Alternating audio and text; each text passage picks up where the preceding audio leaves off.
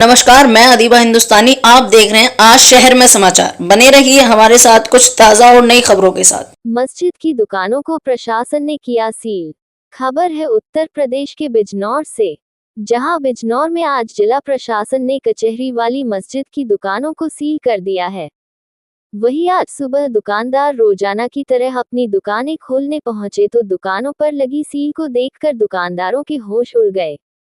वहीं मौके पर कुछ ही देर में दुकानदारों की एक बड़ी भीड़ मौके पर इकट्ठा हो गई। वहीं सुरक्षा के तौर पर जिला प्रशासन ने मस्जिद के बाहर बनी दुकानों के पास पुलिस बल को तैनात कर दिया है। बताते चले प्रशासन ने दुकानों पर एक नोटिस चस्पा किया है, जिसमें साफ तौर पर लिखा है कि दुकानों के नक्शे पास नहीं थे, जिसके चलते नियम अधिनियम 1958 निर्माण कार्य के तहत दुकानों को सील किया जा रहा है। नोटिस में ये भी लिखा हुआ है कि बिना किसी विधिक आदेश के दुकान खोली जाती है तो दुकान खोलने वाले के खिलाफ कानूनी कार्रवाई की जाएगी। वहीं दुकानदारों का कहना है कि इससे पहले दुकानदारों को प्रशासन ने नोटिस दिया था, जिसके जवाब में दुकानदारों ने प्रशासन को लिख कर दिया था कि यह सब दुकानें मस्जिद की है और मस्जिद वक्फ बोर्ड के अंदर आती है, जिसके चलते इनका नक्शा पास नहीं है। इसके बाद प्रशासन ने मस्जिद की 12 दुकानों को पूरी तरह सील कर दिया है। संवाददाता यासिर शम्सी की रिपोर्ट।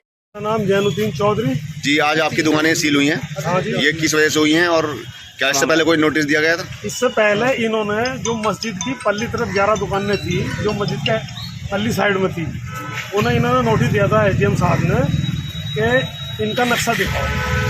तो हमने इन्हें इसका जवाब दे दिया था कि जी एक तो इसकी मालिक वक्फ बोर्ड है, हम तो किराएदार, समझे जी। और हम किराएदार हैं इसमें, और इसमें जो है ये सन 86 में बनी गई, जब नक्शा पास नहीं हुआ।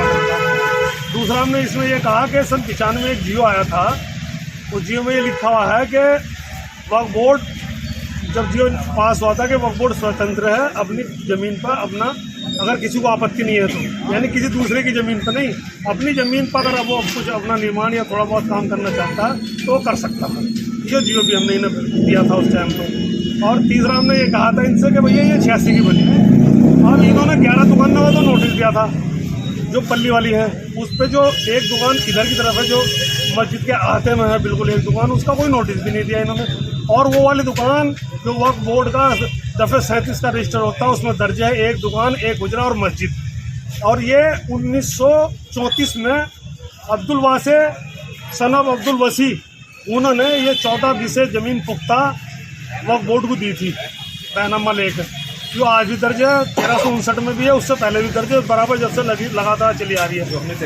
1934 में ये वक्फ करी थी उन्होंने ये ज़मीन, जिसका हमने पूरे कागजात माननीय हमने तहसीलदार महोदय को भी दे दिया और एसडीएम सर को भी हमने दे दिया था। संजय साहब, ये 11 दुकानों का इन्होंने नक्शा पास का नोटिस दिया था, और एक दुकान वो जो पल्ली वाली मस्जिद के आते में है, जो मस्जिद के गेट से पल्ली तरह, उसे बिना वजह खामखाई सील। आज जो दुकानें सील की गई हैं, क्यों सील की हैं, क्या कहना है प्रशासन का? प्रशासन का कहना ये है कि भाई इनका जो है नक्शा पास नहीं कराया था तुमने, जबकि ये बनी हुई है, और इनका नक्शा दिखाओ।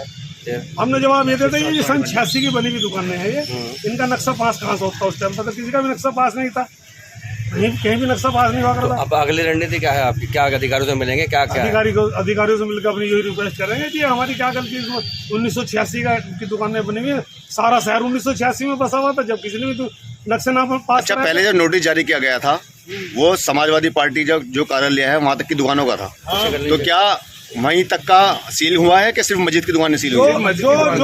जो नोटिस तहसीलदार महोदय द्वारा दिया गया था, उसमें समाजवादी पार्टी कार्यालय और जो आगे तक जो दुकान है गंगा होटल तक सबका दिया गया था।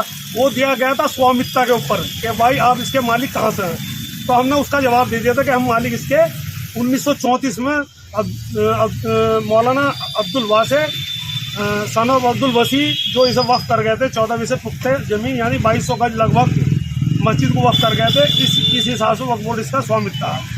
अब ये दूसरा वाला नोटिस है जिसके तहत ये सील की गई, उसमें जो है ना ये 11 दुकानें जो बताई गई थी, दरवाजे सहित 11 जो मस्जिद की दुकान है। हाँ, 11 दुकान मस्जिद की पल्ली तरफ जो है, जो मस्जिद के गेट से पल्ली साइड में है, उन्हें दिया गया था। और जो एक दुकान पल्ली तरफ, उसका नोटिस भी नहीं था, क्योंकि वो उसमें दफ़ा 37 में दर्ज है। वो वक्फ बोर्ड के रजिस्टर में दर्ज है और 1934 के बाद ही वो दुकान बनी थी। तो जो सील हुआ है आज उसमें मस्जिद का गेट भी शामिल है? नहीं, मस्जिद का मार्केट की दुकान है? और आगे की कोई दुकान नहीं, सील नहीं हुई। एजम साहब, ये कलेक्ट्रेट के बराबर में दुकानों पर सील लगाई गई है, क्या मामला है? इसमें जो हमारे पूर्व अधिकारी थे, नियुक्त अधिकारी पूर्व एसडी, उन्होंने ये वक्त की संपत्ति है और इसमें विनियमित क्षेत्र से इनको नोटिस जारी किए गए थे। इसकी जांच की गई तो इनसे पूछा गया था कि भाई आपके ने इसका मानचित्र प्रस्तुत करें दुकान का, अगर स्वीकार किया है।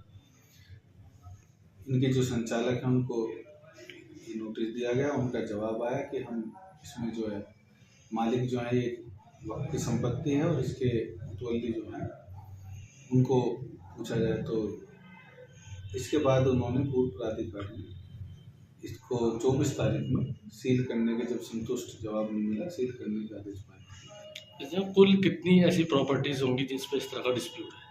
अभी यही संज्ञान में है, और भी होंगी तो उन पर भी कार्रवाई होगी। अच्छा, दुकानदार एजम साहब, दुकानदारों का ये कहना है कि 1986 में दुकान बनी थी जब नक्शे पास नहीं होते थे, तो क्या ऐसा भी कोई मामला था?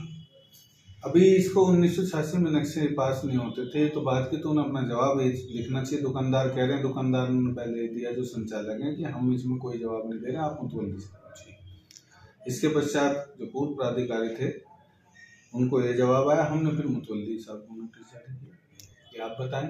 उन्होंने भी कोई संतुष्टि जवाब नहीं दिया तो उनके जो पूर्व प्राधिकारी थे उन्होंने सीलिंग का आदेश दिया, उसको इम्प्लीमेंट किया गया। अब इनसे अगर ये कोई संतोषजनक है, अपना कोई दिखाते हैं इस तरह का कागज कि इनकी दुकानें का निर्माण वैध रूप से हुआ है, तब इसमें